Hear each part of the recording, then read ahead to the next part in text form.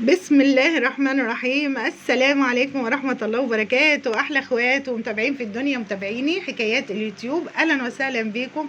أهلا وسهلا بكل اللي اشترك عندي في القناة، أهلا وسهلا بكل اللي ما اشتركش وهيشترك في القناة ويفعل الجرس. أنا طالبة منكم الدعم للقناة، ادخلوا القناة واشتركوا وادعموني بلايك وشير للفيديو. أهلا وسهلا بكم، أنا غادة، أهلا وسهلا بكم. وقبل ما ابدا الفيديو بنقول اللهم صل وسلم وبارك على سيدنا محمد وعلى اله وصحبه وسلم.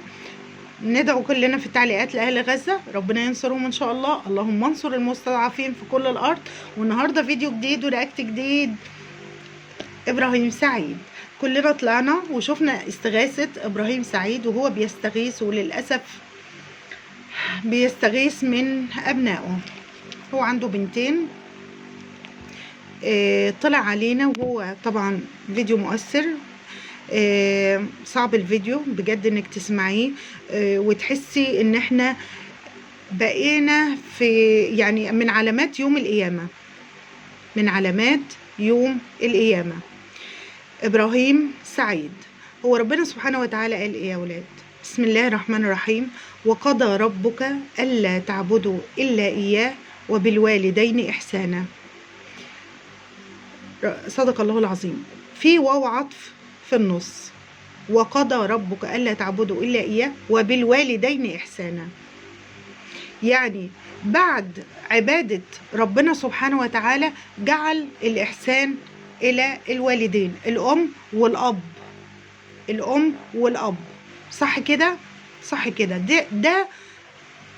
ده في القرآن وأمر للناس بالإحسان للوالدين. ما أمرش أبدا أو وصى الوالدين على الأبناء أو الأم والأب على الأبناء، لا، هو وصى الأبناء على الأم والأب. صح كده؟ صح كده. وما ما وصاش على حد بس، يعني ما وصاش على الأم بس، لا، هو وصى الأم والأب. صح، لأنه ده الميزان، ده الميزان اللي هم الأم والأب. الكفة متساوية هنا، المحبة هنا هي هنا، المحبة من الولاد للأم هي نفسها المحبة للأب. ما بنحبش حد زيادة عن حد، الاتنين زي بعض. أما يطلع أب أو شخص زي إبراهيم سعيد تتفق أو تختلف معاه ويطلع توصل لدرجة إن البنات يشهدوا عليه في المحكمة ان هو ما بينفقش عليهم ويشهدوا عليه شهادة زور ويدخلوه السجن، يبقى احنا يوم القيامة قرب خلاص. لدرجة ان الام بتوحي الولاد على الاب. الزوجة حتى لو منفصلة عن زوجك انت ماسكة الولاد ويشهدوا على الاب، انت ارتكبت افظع ذنب وهيرجع عليكي بالعكس، هيرجع عليكي بالعكس. اتقي الله. انا بوجه لطليقته او زوجته او ايا ما كانت الرسالة، اتقي الله في اولادك. الميزان كده عندك مش مظبوط. الام غلاوتها عالية كبيرة عند ايوه الام غلاوتها كبيرة والاب كمان. ليه الولاد او البنات يشهدوا على ابوهم ويدخلوه السجن وهو طالع منهار؟ ألم شديد اللي حاسس بيه، حزن، لأن هو بيقولك أنا مش عارف أدعي لهم ولا أدعي عليهم. أنا أدعي لهم بالهداية، ربنا يهديهم ويجعلهم برين بيك يا إبراهيم سعيد. أدعي لهم بالهداية والرق على الأم اللي خلت البنات يروحوا يعملوا على باباهم ويشهدوا على باباهم في المحكمة ويدخلوه السجن. احنا في اخر الزمان، ده باباكي. انت مين هيجي يتجوزك انت وهي وانت ساجنه باباك؟ مين انت تؤتمني البنات دي يا جماعه تؤتمن البنات. هل تؤتمن؟ اذا كانت اي حد هيجيلك انت لا تؤتمني يا بنتي، انت لا تؤتمني. انت سجنتي باباكي، اقرب الناس ليكي، انت سجنتي باباكي، انت لا تؤتمني. انت لو سجنتي باباكي هتعملي ايه في الغريب؟ انت لا تؤتم، مفيش راجل يأتمنك. انت حتى لما هتيجي تتجوزي هيروح لمين؟ هيروح لباباكي العريس اللي هيجي يتزوجك بعد ما مين هيجي يبص في وشك؟ انت ومامتك اللي ربنا ينتقم منها ويقولك تعالي انا هتجوزك، وانت خليتي بنات يشهدوا على باباهم زور زور. عملتي كبيرة من الكبائر، كبائر دي من الكبائر.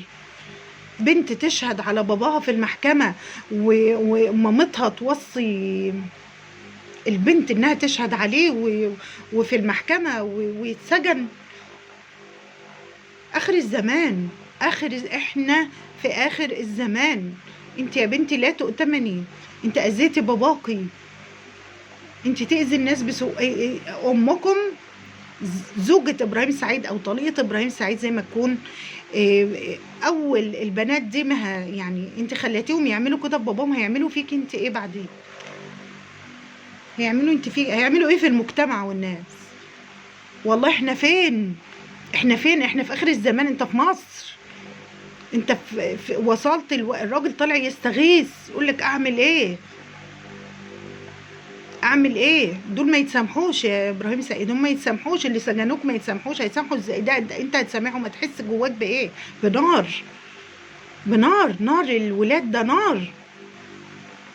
حسبنا الله ونعم الوكيل في الزوجه الرقعه، الزوجه او الطليقه او الام في البيت.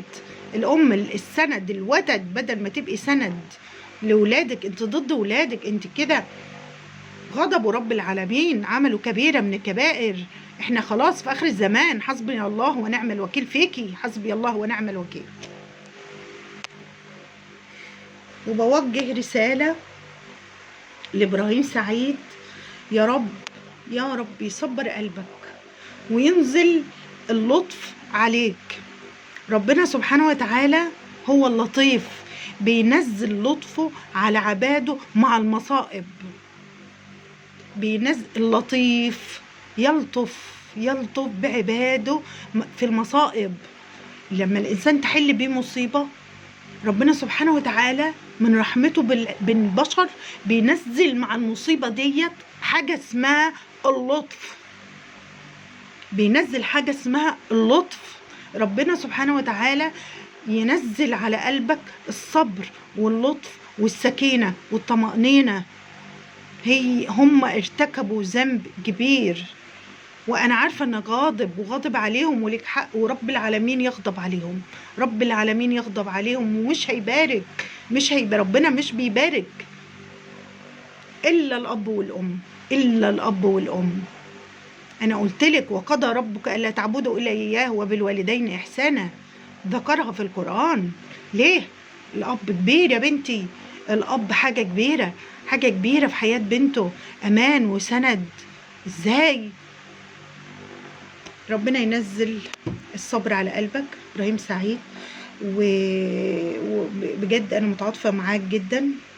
وهقول لك في الاخر والاول، ربنا يهديهم لك يا رب العالمين. صح انتوا معايا؟ قولوا لي في التعليقات رايكم. توحشوني جدا من فيديو لفيديو. اشتركوا في القناه، فعلوا الجرس عشان تشوفوني على طول. بحبكم جدا في الله. لايك للفيديو. توحشوني، ما بحبش اطول عليكم. بحبكم في الله. مع السلامه.